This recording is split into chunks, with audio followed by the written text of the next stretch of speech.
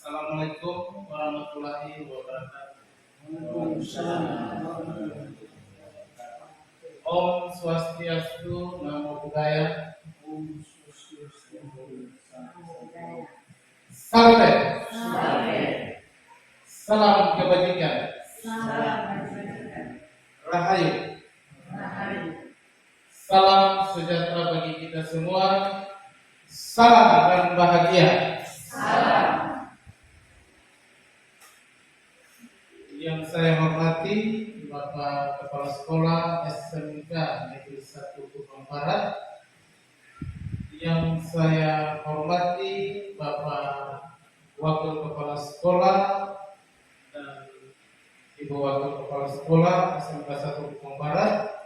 Yang saya hormati Bapak-bapak Ketua Jurusan, Ketua Kompetensi Keahlian yang ada pada SMK 1 Kupang Barat, dan yang saya hormati dan saya banggakan teman-teman guru yang ada pada saat ini.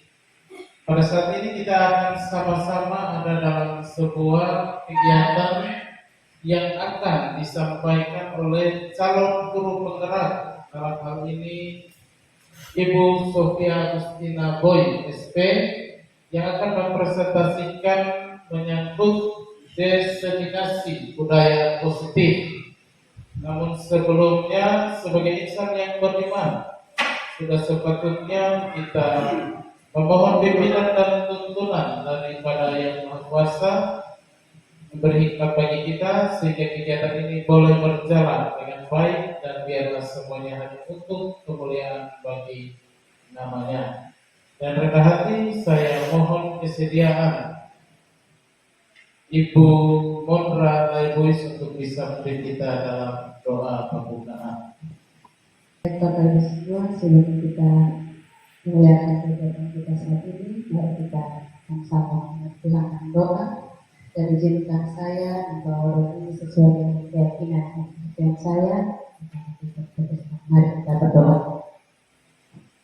Bapa di surga, Bapa yang murah dan kasih, pada kehadiran Tuhan Yesus kami datang dan mengucap syukur kepada Bapa karena kesimpulan hati yang sangat kasih Tuhan yang luar biasa dari kami, sehingga Tuhan kami guru-guru kami boleh ada di sekolah ini.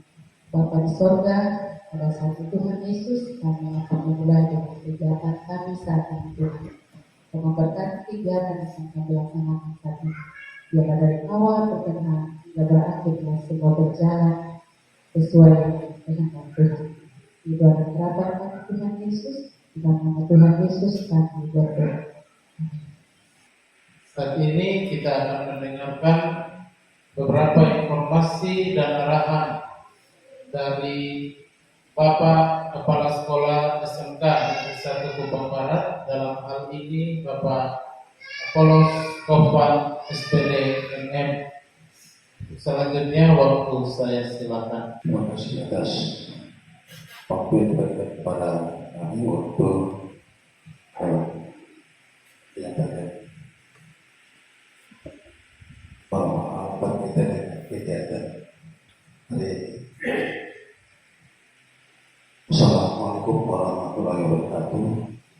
Salam sejahtera bagi semua. Om Swastiastu, Namo Buddhaya. Salam kebajikan.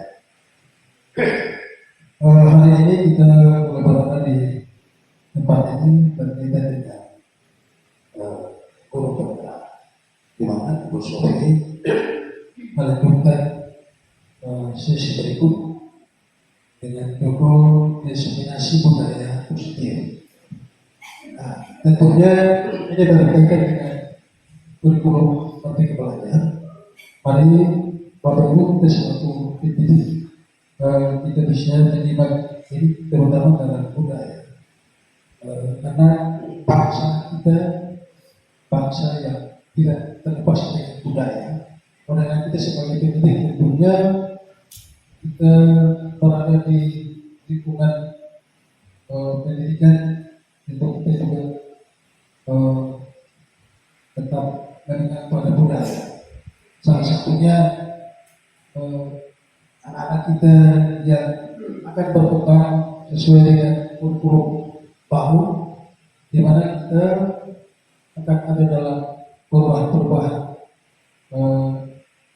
informasi dan teknologi yang tentunya budaya yang juga harus dipertahankan. Nah, oleh karena itu hari ini berkaitan dengan topik yang akan dibawakan oleh calon guru penggerak Ibu Sofia Boy dengan topik diseminasi budaya positif. Ini mari kita dulu dan kita tetap memberikan support untuk Ibu Sofia supaya program ini dapat berjalan dan bisa berakhir pada waktu yang ditentukan. Oleh karena itu dengan tidak berpanjang kata memanjatkan puji syukur kepada Tuhan Yang Maha Esa, kegiatan hari ini dengan judul diseminasi budaya positif dibuka dengan misi. Terima kasih buat Bapak Kepala Sekolah SMK Desa Tutukan Barat yang telah menyampaikan beberapa informasi dan arahan sekaligus membuka kegiatan kita saat ini. Dan kesempatan yang berbahagia ini waktu saya berikan kepada calon guru penggerak, dalam hal ini Ibu Sofia Agustina Boy SP, untuk dapat menyampaikan, dapat memaparkan materi yang telah disiapkan dalam hal ini tentang diseminasi budaya positif. Waktu dan kesempatan saya silakan. Baik, terima kasih atas kesempatan yang diberikan kepada saya untuk menyampaikan materi tentang diseminasi budaya positif kepada Bapak Ibu guru. Yang saya hormati Kepala SMK Negeri 1 Kupang Barat, yang saya hormati Bapak Ibu guru, wali kelas, Wakil Kepala Sekolah, Ketua Kompetensi Keahlian yang meluangkan waktu untuk hadir dalam mengikuti kegiatan diseminasi atau pengembasan budaya positif kepada Bapak Ibu guru di SMK Negeri 1 Kupang Barat. Assalamualaikum warahmatullahi wabarakatuh. Om Swastiastu. Namo Buddhaya. Salam kebajikan. Salam dan bahagia. Baik, sesuai dengan tema kita pada hari ini, yaitu tentang diseminasi budaya positif. Nah, saya akan membagi pengalaman saya semenjak saya mengikuti calon guru penggerak kurang lebih sudah berjalan 2 bulan, dan kali ini saya akan membagikan pengalaman saya yang berharga yang saya dapatkan di kegiatan calon guru penggerak, agar kita semua, Bapak Ibu guru maupun kepala sekolah, kita menerapkan budaya positif ini untuk kemajuan ekosistem pendidikan di SMK Negeri 1 Kupang Barat. Materi yang akan saya sampaikan yaitu menciptakan budaya positif di sekolah, dilakukan dengan menerapkan konsep-konsep inti seperti disiplin positif, nilai-nilai kebajikan universal, motivasi perilaku manusia, atau dalam hal ini menyangkut dengan hukuman dan penghargaan, yang berikut kebutuhan dasar manusia, selanjutnya posisi kontrol restitusi, yang berikut keyakinan sekolah atau kelas, dan yang terakhir adalah segitiga restitusi. Teori disiplin positif. Makna dari disiplin. Sebelumnya mari kita tanyakan ke diri kita sendiri, bagaimana kita berperilaku. Apakah kita melakukan sesuatu karena adanya dorongan dari lingkungan atau dorongan dari yang lain. Terkadang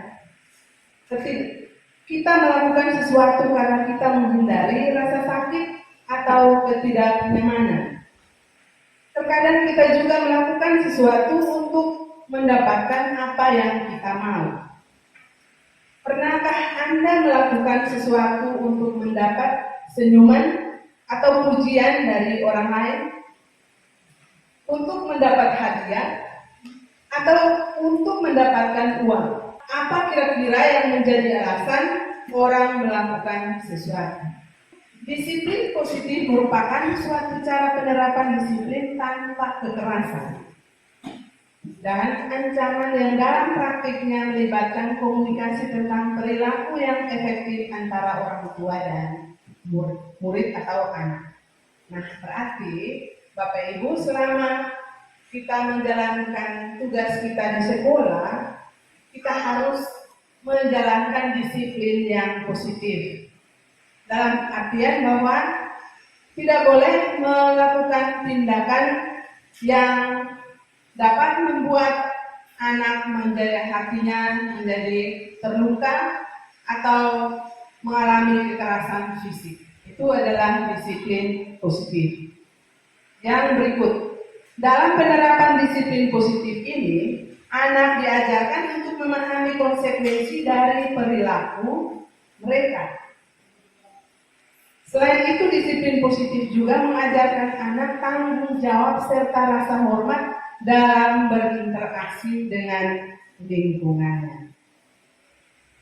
Yang berikut, disiplin positif merupakan salah satu cara penerapan disiplin yang bertujuan untuk menumbuhkan kesadaran serta memberdayakan anak untuk melakukan sesuatu tanpa sogokan, ancaman maupun hukuman. Atau dalam hal ini timbul motivasi intrinsik dari dalam anak atau murid yang bersangkutan. Jadi benar-benar anak melakukan disiplin positif karena bukan dorongan dari orang lain atau dorongan atau motivasi eksternal, namun anak melakukan disiplin itu benar-benar atau murni karena dorongan atau motivasi yang timbul dalam dirinya sendiri atau disebut dengan motivasi intrinsik. Baik Bapak Ibu, kita lanjut ke materi yang berikut mengenai nilai-nilai kebajikan universal. Nah, nilai-nilai kebajikan universal adalah sifat-sifat positif manusia yang merupakan tujuan mulia yang ingin dicapai oleh setiap individu. Nah, dalam menjalankan kurikulum merdeka, diharapkan kita dapat menerapkan nilai-nilai kebajikan universal atau nilai-nilai yang baik yang diyakini oleh kita atau institusi SMK Negeri 1 Kupang Barat, di mana nilai-nilai ini harus mencerminkan profil pelajar Pancasila. Jadi ada 6 nilai atau dimensi dari profil pelajar Pancasila. Kemudian Gosen 1998 mengemukakan bahwa dengan mengaitkan nilai-nilai kebajikan yang diyakini seseorang, maka motivasi intrinsiknya akan terbangun, sehingga menggerakkan motivasi dari dalam untuk mencapai tujuan mulia yang diinginkan. Nilai-nilai kebajikan universal seperti apa yang perlu kita terapkan Bapak Ibu, itu adalah nilai-nilai kebajikan yang mencerminkan profil pelajar Pancasila, yaitu yang pertama beriman dan bertakwa kepada Tuhan Yang Maha Esa dan berakhlak mulia, yang kedua berkebinekaan global, yang ketiga bergotong royong, berikut kreatif, bernalar kritis, dan mandiri. Jadi ada 6 dimensi profil pelajar Pancasila yang merupakan nilai-nilai kebajikan universal.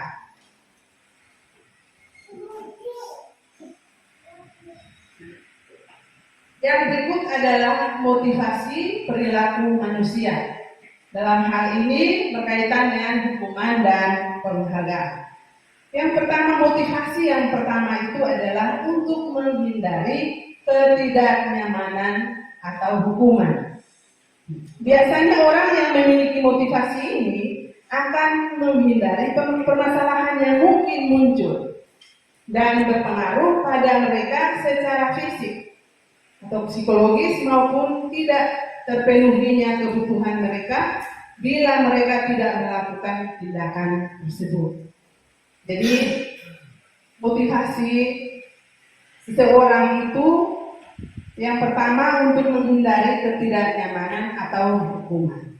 Jadi saya contohkan misalkan kita disiplin dalam masuk sekolah.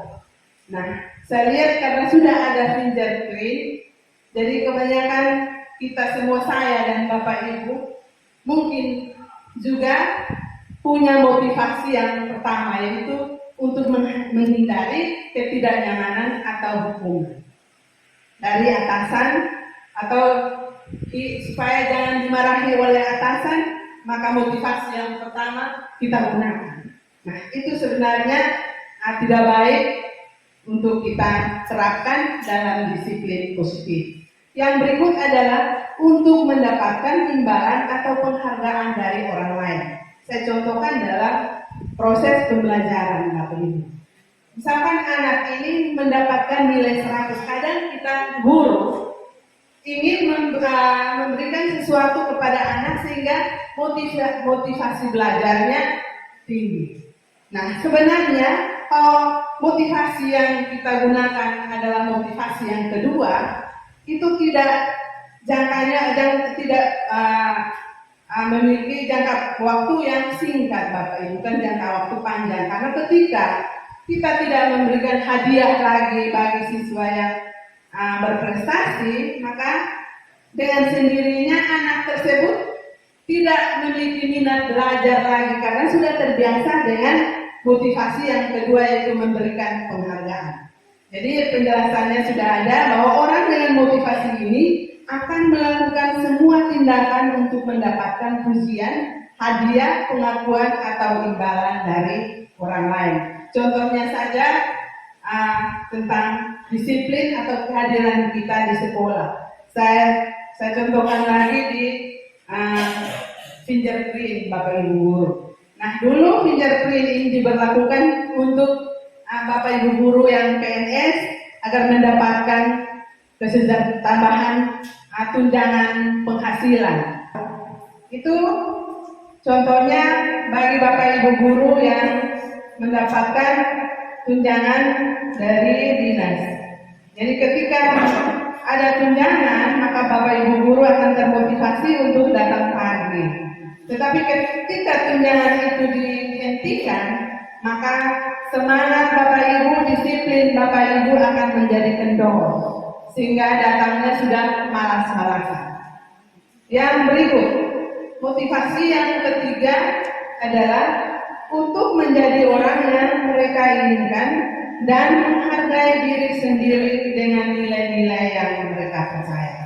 Nah, motivasi ini membuat seseorang memiliki disiplin positif karena motivasi berperilakunya bersifat internal bukan eksternal, atau motivasi yang muncul dari dalam diri seseorang. Jadi itu adalah motivasi yang ketiga. Jadi diharapkan Bapak Ibu guru kita menempatkan diri di posisi yang ketiga, motivasi yang ketiga, yaitu untuk menjadi orang yang mereka inginkan dan menghargai diri sendiri dengan nilai-nilai yang mereka percaya. Sebagai seorang guru harus mampu menumbuhkan motivasi internal pada murid untuk menjadi orang yang mereka inginkan dan menghargai diri sendiri dengan nilai-nilai kebajikan universal yang mereka yakini. Yang berikut, kebutuhan dasar manusia. Sebelum kita lanjut, ada pertanyaan pemandu. Ibu Ambar, guru wali kelas 2A di SD Pelita Hati, sedang bingung menghadapi ulah salah satu murid di kelasnya, yaitu Doni.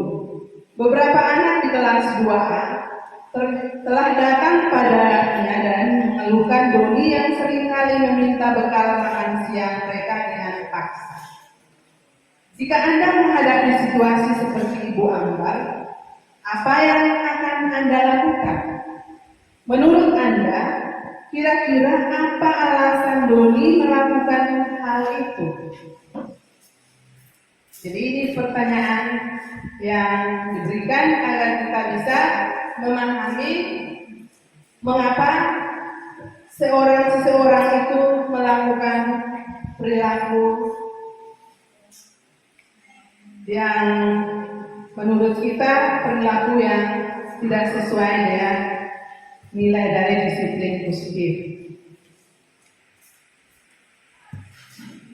Merujuk pada situasi yang sedang dihadapi oleh Ibu Ambar di atas, dalam konteks penegakan disiplin positif, Ibu Ambar sebaiknya mencari tahu alasan Doni melakukan tindakan tersebut agar mengetahui kebutuhan mana yang sedang berusaha dipenuhi oleh Doni. Jadi ada 5 kebutuhan dasar manusia. Yang pertama itu adalah kebutuhan bertahan hidup. Tentunya adalah kebutuhan akan sandang, pangan, dan pakan. Yang berikut adalah kebutuhan akan kasih sayang dan rasa diterima. Jadi kadang siswa kita juga membuat hal-hal yang tidak kita inginkan, mungkin karena ada kebutuhan yang tidak terpenuhi, mungkin kasih sayang di rumah, sehingga dia mencari kasih sayang dari Bapak Ibu semua. Yang berikut, penguasaan atau kebutuhan pengakuan atas kemampuan. Nah, pada kebutuhan ini, kadang anak juga minta untuk dihargai. Artinya bahwa kita harus mengakui kemampuan anak itu. Kadang kita bahasa di Kupang biasa bilang makan putu. Padahal sebenarnya anak itu sedang mencari kebutuhan untuk diakui. Yang berikut, kebebasan. Nah, kebutuhan akan pilihan. Nah, berkaitan dengan kurikulum Merdeka, kita menerapkan pembelajaran berdiferensiasi. Artinya kita harus mengetahui kebutuhan dari siswa. Nah, kebutuhan siswa itu salah satunya adalah kebebasan. Yang keempat itu adalah kebutuhan akan pilihan atau kebebasan. Jadi berkaitan dengan implementasi kurikulum Merdeka ini dituntut untuk kita memberikan kebebasan atau kemerdekaan kepada siswa. Nah, kemerdekaan atau kebebasan di sini berkaitan dengan pembelajaran yang diberikan oleh Bapak Ibu guru.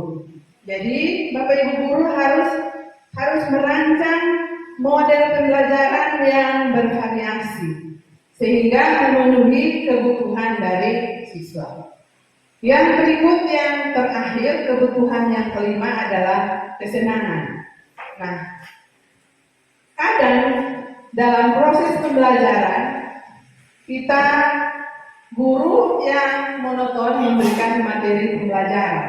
Nah, kadang siswa juga merasa bosan, mereka ingin bersenang-senang.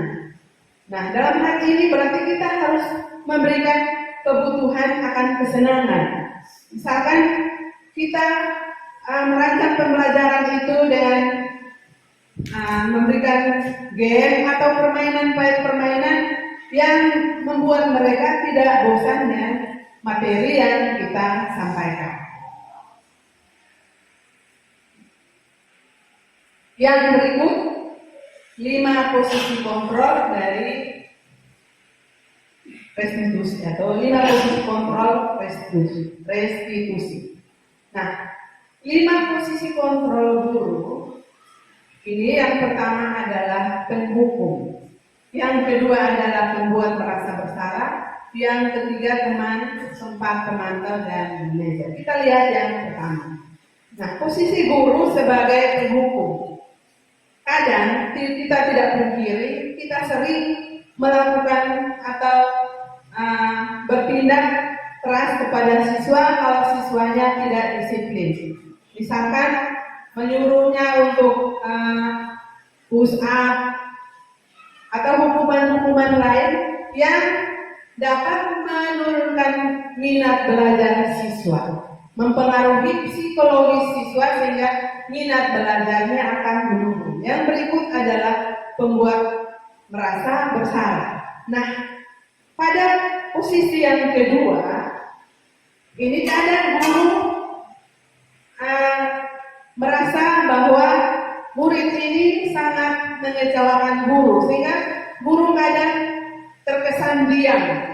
Nah, ketika guru itu diam, maka murid merasa bersalah. Jangan sampai tindakan saya ini membuat guru saya diam dan tidak melakukan apa-apa, atau kadang nadanya turun. Jadi siswa merasa bersalah karena sudah melakukan tindakan yang menyakiti hati dari guru. Yang berikut, teman.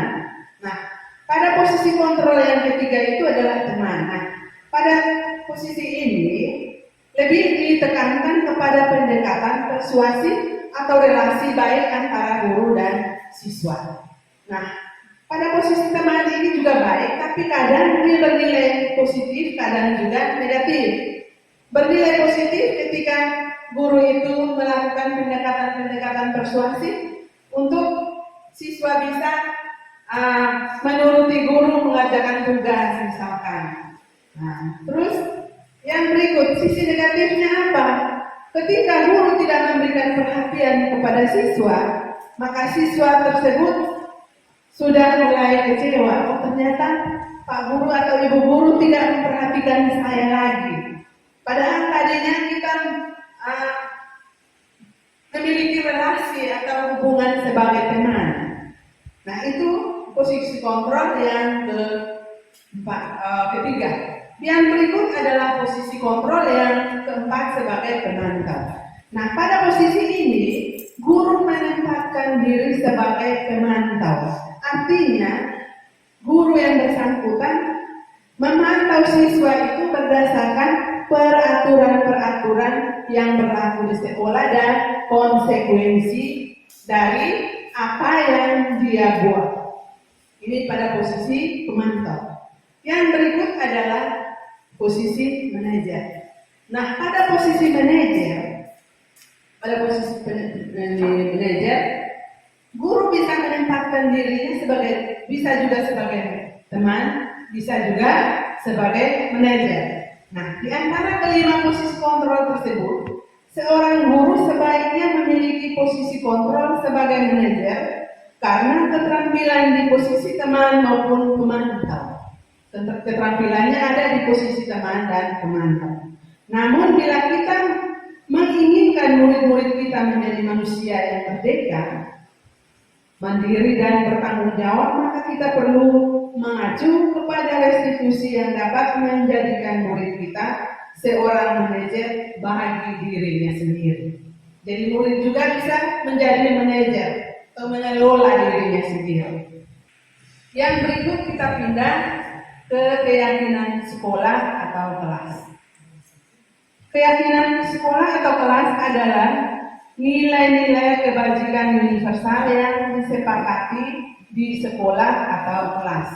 Jadi ini menjadi perhatian bagi Bapak Ibu wali kelas agar di dalam kelas itu harus ada keyakinan kelas. Sehingga ketika murid bertindak atau melakukan suatu tindakan, maka keyakinan kelas ini dapat mengikat murid tersebut karena sudah ada kesepakatan dari guru atau wali kelas dan murid, dan kesepakatan itu timbul dari dalam diri sendiri. Nah, pembentukan keyakinan sekolah atau kelas. Yang pertama itu keyakinan kelas bersifat lebih abstrak daripada peraturan yang lebih rinci dan konkret. Jadi keyakinan kelas itu sifatnya lebih abstrak daripada peraturan. Karena peraturan itu biasanya kita datangnya dari luar, artinya bukan dari dalam diri kita. Sehingga untuk melaksanakan peraturan itu kadang dilaksanakan dengan paksaan. Nah, yang berikut, keyakinan kelas berupa pernyataan-pernyataan universal. Pernyataan universal itu mengacu pada keyakinan-keyakinan atau kebajikan universal, nilai-nilai kebajikan universal. Seperti yang 6 dimensi profil pelajar Pancasila. Yang berikut, keyakinan kelas hendaknya tidak terlalu banyak, sehingga mudah diingat dan dipahami oleh semua warga kelas. Yang berikut, keyakinan kelas sebaiknya sesuatu yang dapat diterapkan di lingkungan tersebut. Yang berikut, semua warga kelas hendaknya ikut berkontribusi dalam pembuatan keyakinan kelas lewat kegiatan curah pendapat. Jadi, selain keyakinan kelas yang sudah ada di kelas masing-masing, yang sudah ditempelkan di kelas masing-masing, Bapak Ibu guru yang mengampu mata pelajaran juga membuat kesepakatan kelas tersendiri lagi. Artinya tergantung dari kesepakatan guru yang mau mengajar dengan siswa yang bersangkutan. Yang berikut, bersedia meninjau kembali keyakinan kelas dari waktu ke waktu. Artinya ketika keyakinan kelas ingin dirubah, maka ditinjau kembali dan disepakati. Tambahan lagi bahwa dalam membuat keyakinan kelas harus menggunakan kalimat-kalimat positif. Beda dengan peraturan. Peraturan itu biasanya menggunakan kalimat negatif, misalkan dilarang, tidak boleh, jangan. Nah, beda dengan keyakinan kelas harus menggunakan kalimat positif. Contoh peraturan, dilarang membuang sampah. Kita rubah menjadi membuang sampah pada tempatnya. Sehingga ada motivasi dari dalam diri anak atau dalam diri kita semua untuk membuang sampah pada tempatnya. Nah, ini adalah contoh keyakinan kelas 10 DPIB yang sudah kemarin saya bentuk bersama dengan siswa. Mohon maaf tanpa kehadiran Ibu Wali kelas, Ibu Tere ya. Nanti disesuaikan. Yang pertama itu datang sekolah tepat waktu atau disiplin. Yang kedua, berdoa sebelum dan sesudah pelajaran. Yang ketiga, menjalankan piket kelas. Yang keempat, mengerjakan tugas yang diberikan guru. Kelima, menghargai dan menghormati guru dan semua teman. Dan yang keenam, mengikuti proses pembelajaran sampai selesai. 7. Berpakaian rapi sesuai peraturan sekolah. 8. Membuang sampah pada tempatnya. 9. Meminta izin pada guru jika ingin keluar kelas. Dan yang terakhir 10. Bergotong royong.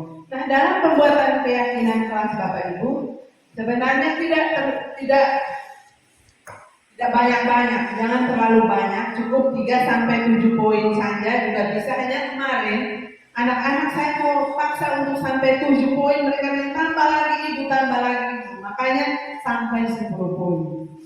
Jadi artinya supaya mudah dipahami dan diterapkan.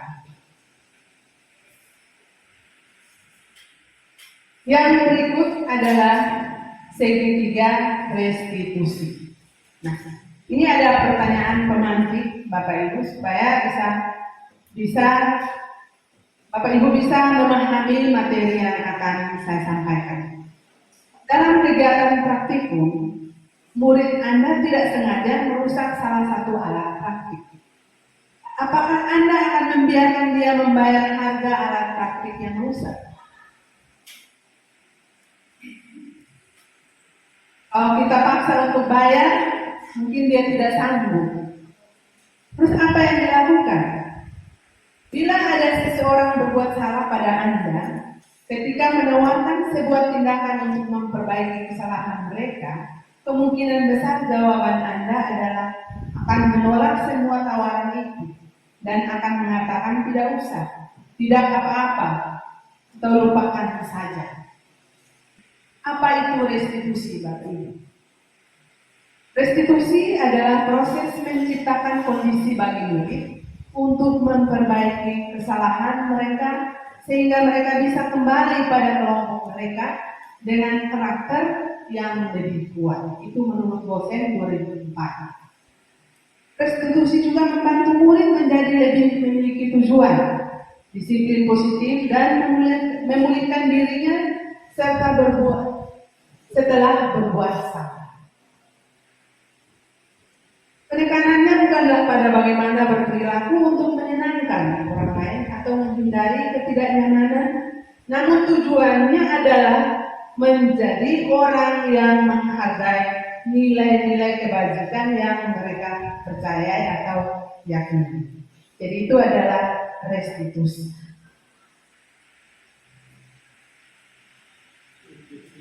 Yang berikut adalah segitiga restitusi. Nah, ada 3 tahapan restitusi. Jadi disebut dengan segitiga restitusi karena ada 3 tahapan restitusi. Itu yang paling dasar itu adalah menstabilkan identitas. Yang kedua adalah validasi tindakan yang salah, dan yang ketiga adalah menanyakan keyakinan. Nah, contoh kasus ada murid yang terlambat datang sekolah. Kita mau melakukan sebuah restitusi atau solusi bagi siswa agar tidak datang terlambat lagi. Nah, hal yang pertama adalah kita menanyakan, menstabilkan identitasnya. Karena siswa itu merasa bahwa dia terlambat, biasanya psikisnya terganggu. Takut nanti ada guru yang menghukum siswa yang bersangkutan. Bagaimana cara menstabilkan identitasnya? Kita mengemukakan beberapa pertanyaan yang membuat dirinya tidak takut lagi. Seperti, setiap orang pasti pernah melakukan kesalahan. Artinya ini kita sulit untuk menerapkan, Bapak Ibu, tapi mungkin perlahan-lahan kita belajar untuk menerapkan konsep ini supaya murid kita menjadi lebih baik lagi. Yang berikut, kamu bukan satu-satunya yang pernah melakukan ini. Ibu juga pernah melakukan hal yang sama seperti kamu. Ibu juga pernah terlambat datang sekolah. Nah, ketika kita mengungkapkan pernyataan-pernyataan ini, maka kondisi psikis dari anak tersebut akan kembali lagi seperti yang semula. Yang berikut adalah validasi tindakan yang salah. Setelah kita menstabilkan identitasnya, kita melakukan validasi tindakan. Menanyakan kepada siswa, kenapa Anda terlambat? Apa yang Anda lakukan di rumah sehingga terlambat masuk sekolah? Nah, itu adalah validasi tindakan. Seperti yang ada di slide, bahwa kamu tentu punya alasan mengapa melakukan itu. Yang berikut, adakah cara yang lebih efektif untuk mendapatkan apa yang kamu butuhkan? Jadi, ini adalah menyangkut kebutuhannya di rumah. Kita berbicara lagi tentang 5 kebutuhan dasar manusia. Mungkin ada kebutuhan yang tidak terpenuhi sehingga siswa yang bersangkutan datang terlambat. Yang berikut adalah menanyakan keyakinan kelas. Nah, dengan menanyakan keyakinan kelas, maka siswa tersebut atau siswa yang terlambat itu akan mengingat kembali keyakinan kelas yang sudah pernah disepakati. Dengan mengajukan pertanyaan, keyakinan kelas apa yang telah kita sepakati? Itu berarti menanyakan keyakinan yang telah dibuat oleh siswa dan Bapak Ibu guru. Yang berikut, kamu ingin menjadi orang yang seperti apa? Nah, pada aspek yang terakhir ini, kita ingin supaya anak tersebut merubah kelakuan atau tindakan yang salah. sehingga tidak melakukannya di kemudian hari. Jadi kira-kira apa yang Anda lakukan supaya tidak terlambat lagi? Mungkin jawaban siswa, saya akan bangun pagi, saya akan siap ke sekolah tepat waktu sehingga masuk sekolah juga tidak terlambat. Itu adalah segitiga restitusi. Nah, restitusi memberikan kesempatan kepada murid untuk memperbaiki kesalahannya. Dalam menjalankan posisi kontrol guru sebagai manajer, menggunakan segitiga restitusi dalam penyelesaian masalah melalui 3 tahapan yang sudah disebutkan tadi.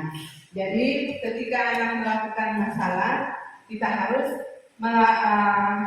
memulihkannya dengan aspek atau segitiga restitusi yang telah saya sampaikan tadi. Sekian dan terima kasih. Ada pertanyaan dari Bapak Ibu? Silakan. Baik Bapak Ibu guru, kita lanjut pada contoh penerapan segitiga restitusi dalam pembelajaran. Baik, saya hanya menayangkan atau menampilkan satu kasus saja. Kasus yang pertama itu siswa terlambat datang ke sekolah. Pada hari Rabu pagi, jam pertama di kelas 10 Desain Pemodelan dan Informasi Bangunan pada mata pelajaran matematika. Murid bernama Marsha terlambat datang ke sekolah.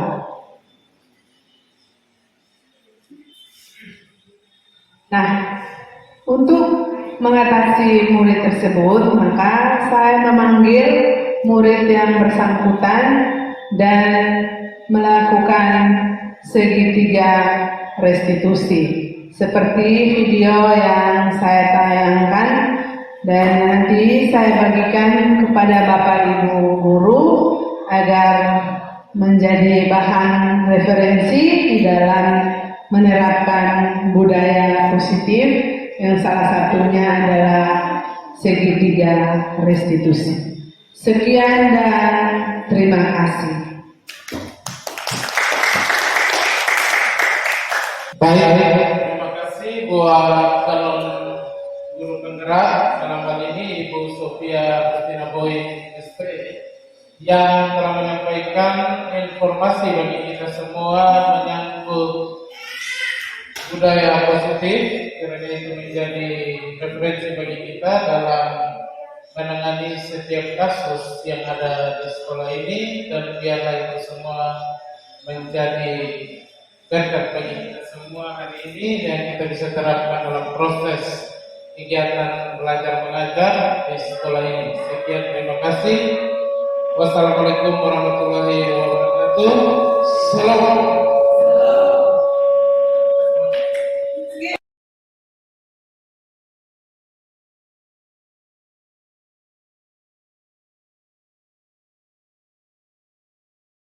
Pagi anak-anak. Salam dan bahagia. Jumpa lagi hari ini dengan Ibu Sofia Kristina Boy. Pada kesempatan kali ini kita akan membahas atau membuat keyakinan kelas pada kelas kita, yaitu kelas 10 keyakinan kelas. Nah, keyakinan kelas itu adalah nilai-nilai kebajikan atau nilai-nilai yang bersifat baik yang diyakini dalam suatu kelas.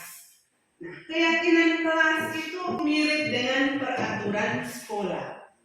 Namun, keyakinan kelas itu menggunakan kalimat-kalimat positif.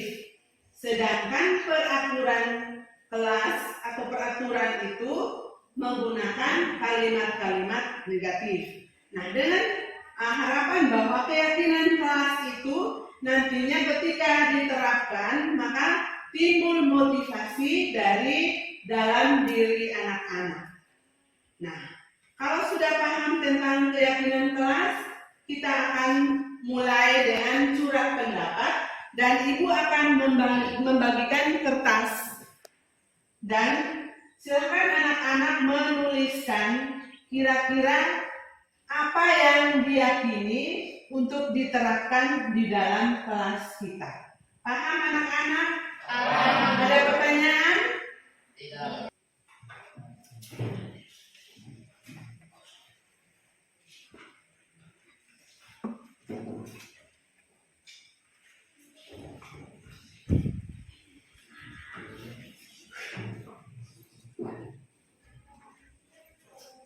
Setelah menuliskan kalimat yang diyakini, maka silahkan menempelkannya di papan tulis supaya kita merangkumnya menjadi sebuah kesepakatan untuk keyakinan kelas kita.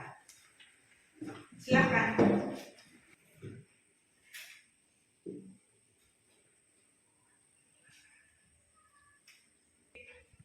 Baik, silakan menempelkannya di papan. Ayo.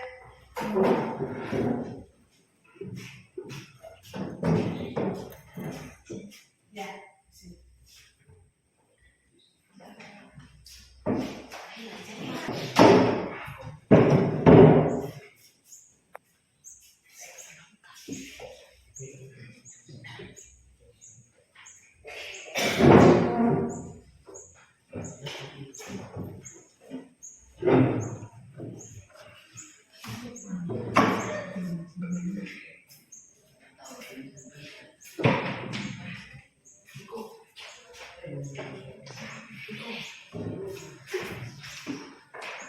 Ini adalah hasil